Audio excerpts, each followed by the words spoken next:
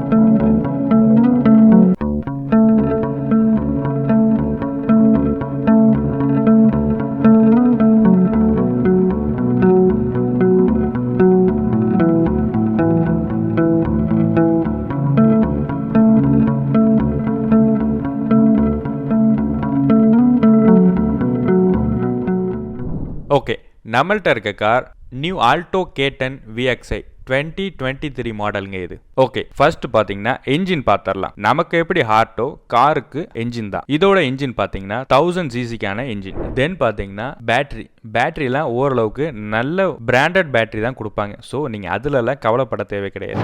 மெயினான விஷயம் பாத்தீங்கன்னா, இந்த வைப்பருக்கு வாட்டர் ஃப்ளோ ஆகிறதுக்கு ஒரு பைப் ஒன்று கொடுத்துருப்பாங்க. அந்த பைப்போ நீங்க காரோட போனட்டை ஓப்பன் பண்ணி க்ளோஸ் பண்ணும்போது கொஞ்சம் பார்த்து ஜாக்கிரதையா ஓப்பன் பண்ணுங்க. இல்லைன்னா அந்த ஹோஸ் பாத்தீங்கன்னா சப்போஸ் கட் ஆகிறதுக்கு நிறைய சான்சஸ் இருக்கு. ஏன்னா நான் முன்னாடியே சொன்ன மாதிரி இது பட்ஜெட் ஃப்ரெண்ட்லியான கார். ஸோ இதெல்லாம் கொஞ்சம் அட்ஜஸ்ட் பண்ணி தான் போய் ஆகணும் நம்ம. ஏன்னா இந்த ஹோஸ் எல்லாம் கொஞ்சம் உள்ளால எங்கேயாவது கொடுத்துருக்கலாம், பட் அவங்க கொடுக்கல. நம்ம கொஞ்சம் அட்ஜஸ்ட் பண்ணி தான் போய் ஆகணும். தென் பாத்தீங்கன்னா பூட் ஸ்பேஸ் பார்த்துடலாம். 219 லிட்டருக்கான பூட் ஸ்பேஸ். சரிங்களா? இது வரைக்கும் நான் பாத்தீங்கன்னா ஒரு 15 ட்ரிப் நான் அவுட்டிங் போயிருப்பேன். எனக்கு தேவையான எல்லா திங்ஸுமே, எனக்குன்னு மட்டும் இல்ல, என்னோட ஃபேமிலிக்கு தேவையான எல்லா திங்ஸுமே நான் அதில் வச்சு எடுத்துட்டு போனேன். தாராளமா இடம் பத்தும் உங்களுக்கு. அதுலேயே பாத்தீங்கன்னா அவங்களுக்கு jack, then first aid kit. இப்போ BS6 மாடல் பாத்தீங்கன்னா உங்களுக்கு இந்த ரிஃப்ளெக்டர்லாம் கொடுக்குறாங்க. சப்போஸ் நம்ம கார் பாத்தீங்கன்னா சம் பிரேக் டவுன் ஆயிடுச்சு அப்படின்னாக்க நமக்கு அந்த ரிஃப்ளெக்டரை எடுத்து வச்சுட்டு ஒர்க் பண்றதுக்கு அதெல்லாம் கொஞ்சம் நல்ல விஷயமாவே கொடுத்துருக்காங்க. அது கொஞ்சம் ஃப்ரண்ட்ல எடுத்து வச்சுட்டோம்னாக்க வர வெஹிக்கிள்ஸ் எல்லாம் நம்ம ஏதோ பிரேக் டவுன்ல இருக்கோன்னு பார்த்துட்டு அவங்க விலகி போய்ப்பாங்க. தென் கீழே பாத்தீங்கன்னா உங்களுக்கு ஸ்டெப்னு இருக்கும். ஓகே, இன்டீரியர் பார்த்துடலாமா? இந்த கார் பாத்தீங்கன்னா நான் 6 மந்த்தாக டிரைவ் பண்ணிட்டு இருக்கேன். என்னைய பொறுத்தளவில் இது ஓகே தான். சரிங்களா? உங்களுக்கு ஓகேவா என்ன அப்படிங்கிறது, ஏன்னா நம்ம வீட்டில் பார்த்தீங்கன்னா 5 பேர் இருக்கும். 5 பேர் அவுட்டிங் போயிட்டு வரதுக்கு ஓகே. சப்போஸ் குண்டா இருக்காங்க அப்படின்னாக்க கொஞ்சம் அட்ஜஸ்ட் பண்ணி போயிட்டு வர மாதிரி இருக்கும். அதே மாதிரி இதில் சீட் பெல்ட் கொடுத்துருப்பாங்க. ஸோ சீட் பெல்ட் மஸ்ட்டாக நீங்கள் போட்டுக்கணும். ஏன் நான் சொல்கிறேன்னா, இது BS6 மாடல்னால சீட் பெல்ட் போடலைன்னா உங்களுக்கு அந்த பீப் சவுண்ட் கேட்டுக்கிட்டே இருக்கும். அந்த பீப் சவுண்டுக்காக சொல்லலை, சீட் பெல்ட் மஸ்ட்.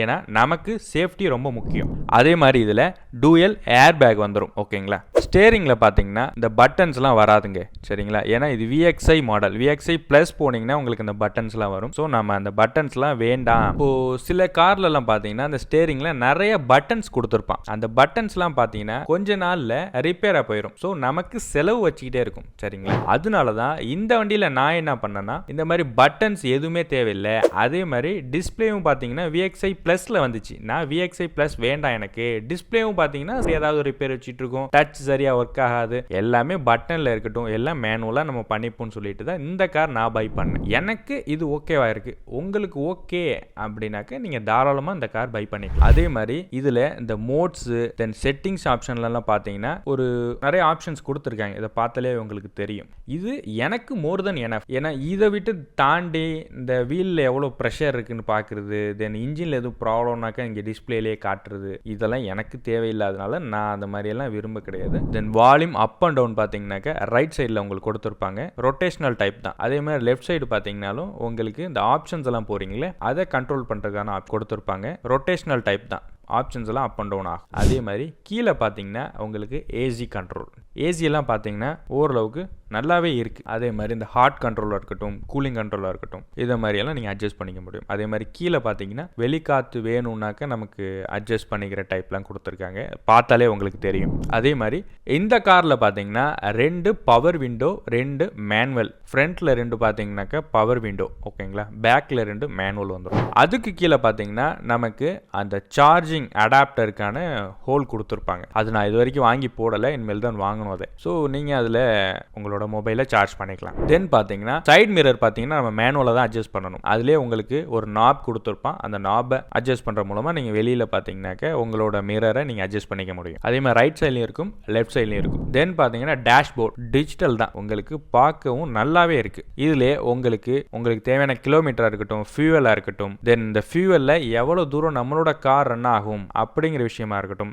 ஆவரேஜாக இருக்கட்டும், இந்த மாதிரி எல்லாமே நீங்கள் செக் பண்ணிக்க முடியும். அதே மாதிரி இதில் டைமும் செக் பண்ணிக்க முடியும். அதே மாதிரி இதில் டைம்லாம் எப்படி நம்ம சேஞ்ச் பண்ணுறது அப்படிங்கிறத ஒரு ஷார்ட்ஸாக போடுவேன், அதை நீங்கள் செக் பண்ணி பாருங்கள். அதே மாதிரி சீட்டெல்லாம் பார்த்தீங்கன்னா உட்காரதுக்கு நல்லா கம்ஃபர்டபுளாக இருக்குது. தென் பேக்கில் பார்த்தீங்கன்னா 3 சீட்டர், நீங்கள் 3 பேர் தாராளமாக உட்காந்துக்கலாம். நான் முன்னாடி சொல்ல மாதிரி ரொம்ப குண்டாக இருக்காங்கன்னா கொஞ்சம் அட்ஜஸ்ட் பண்ணி போகிற மாதிரி இருக்கும். அதே மாதிரி இந்த டிரைவர் சீட்டு கீழே பார்த்தீங்கன்னா எல்லா கார்லையுமே இருக்கக்கூடியதான், பெட்ரோல் ஓப்பன் பண்ணிக்கிறதா இருக்கட்டும், தென் டிக்கி ஓப்பன் பண்ணுறதா இருக்கட்டும், இந்த 2 சுவிட்சுமே கீழே கொடுத்துருப்பாங்க. அதுக்கு மேலே பார்த்தீங்கன்னா உங்களுக்கு போனட் ஓப்பன் பண்ணுறதுக்கான சுவிட்ச் கொடுத்துருப்பாங்க. அதுக்கு மேலே ஹெட்லைட் உங்களுக்கு ஹை பீம் வைக்கணுமா, லோ பீம் வைக்கணுமா அப்படிங்கிறத அட்ஜஸ்ட் பண்ணிக்க முடியும். உங்களுக்கு அந்த ஸ்விட்ச் கொடுத்துருப்பாங்க.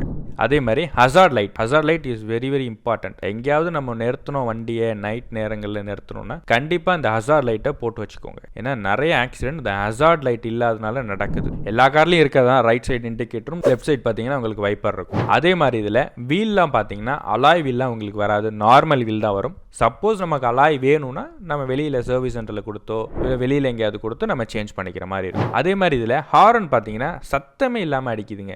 இதுக்காண்டியே நான் போயிட்டு இப்போ ஹாரன் சேஞ்ச் பண்ணிட்டு வந்தேன். சீட் கவர் மஸ்ட்டாக போட்டுருங்க. சின்ன பசங்களாம் இருக்காங்கனாக்க ஜூஸாக இருக்கட்டும், தண்ணியாக இருக்கட்டும், சீட்டில் ஊற்றிடுவாங்க.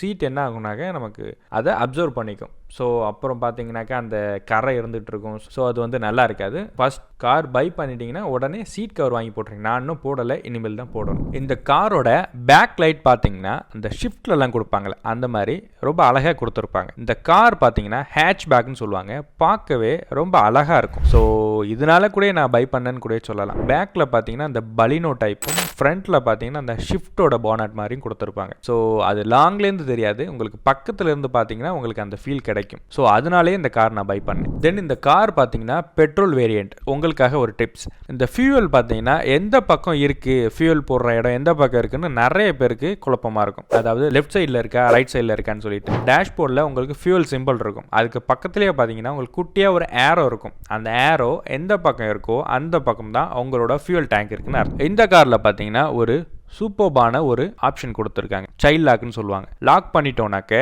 உங்களுக்கு உள்ளேருந்து டோரை திறக்க முடியாது, அன்லாக் பண்ணாதான் உங்களுக்கு உள்ளேருந்து திறக்க முடியும்.